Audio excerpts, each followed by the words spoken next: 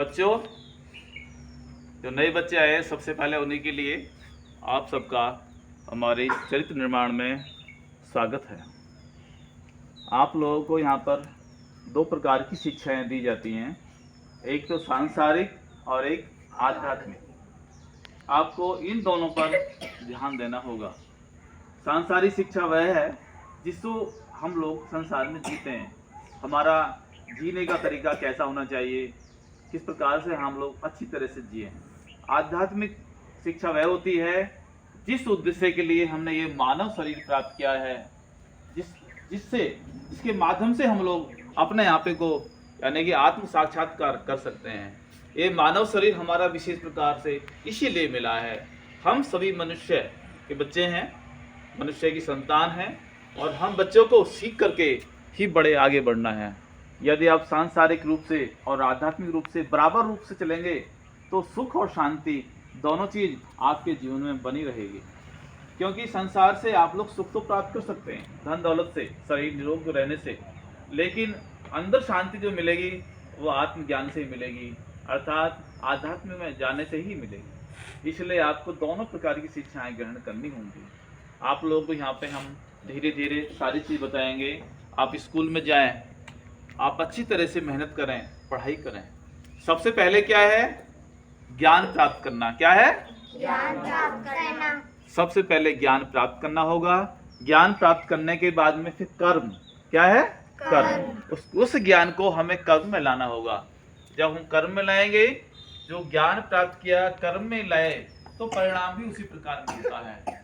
आप जीवन में एक याद रख लो हमेशा, कभी भी आंख मीच के विश्वास नहीं करना। क्या नहीं करना? जोर से बोलो। आंख खोल के, अर्थात कौन सी आंखें? ज्ञान की आंखें खोल करके ही विश्वास करना है। अंधविश्वास कभी मत करना। हमेशा याद रखो, आज हमारे समाज में आंख मीच के हम लोग विश्वास करते हैं, वो बिल्कुल गलत है।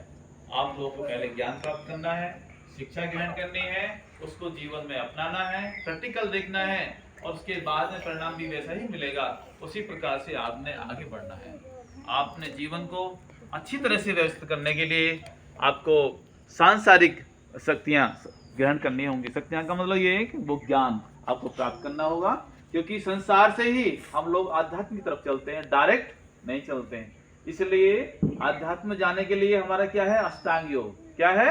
अष्टांग योग। और अष्टांग योग को प्राप्त करने से पहले हम लोग सबसे पहले यम का पहला क्या है?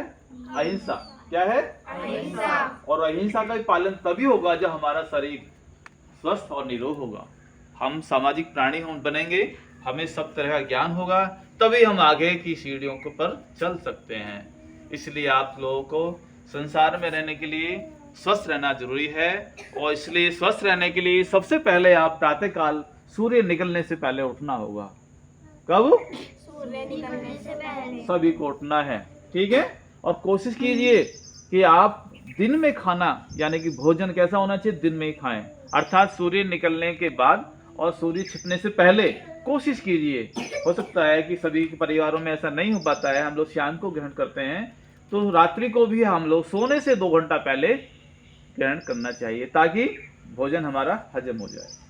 यदि आपने ऐसा नियम अपनाया तो मैं समझता हूँ कि आप बीमार कम से कम होंगे। ठीक है, ठीक है, आज इतना ही।